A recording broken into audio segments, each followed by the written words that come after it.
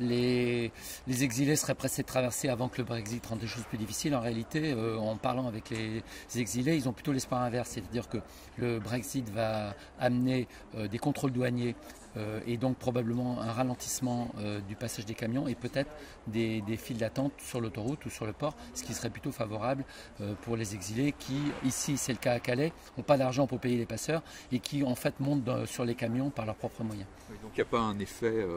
voilà, on ne pense pas, et d'autre part on ne voit pas comment le Brexit pourrait amener un renforcement des contrôles aux frontières. Ces contrôles sont déjà au maximum avec tous ces outils technologiques utilisés pour repérer les gens dans les camions, avec ces barbelés, ces murs, ces grillages. On voit difficilement ce que pourraient faire de plus les autorités pour empêcher les gens de passer la frontière. Et il faut quand même dire au passage aussi que ces mesures de blocage du port ne sont pas complètement efficaces. Il y a encore des gens qui passent, toutes les semaines, il y a des gens qui passent ici à partir de Calais. Oui, parce que c'est ça, ça aurait pu être aussi une conséquence du fait que c'était plus dur de passer par le tunnel ou par les ferries. Non, c'est dur de passer par le tunnel, c'est dur de passer par les ports, mais ça passe quand même un peu au compte-gouttes, mais ça passe.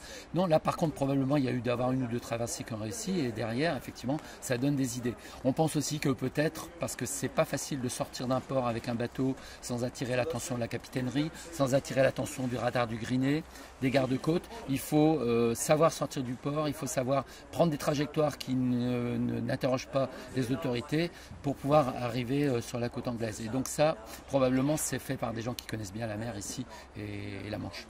On pensait qu'il y a des complicités locales. C'est possible, d'autant plus que, d'après un journaliste anglais, les Iraniens, parce que c'est beaucoup des Iraniens qui traversent comme ça, paraît-il, paieraient jusqu'à 15 000 € par personne. Ça paraît beaucoup par rapport au tarif habituel, ce qui veut dire que peut-être, effectivement, il y a des rémunérations d'intermédiaires ou de complices pour ces traversées.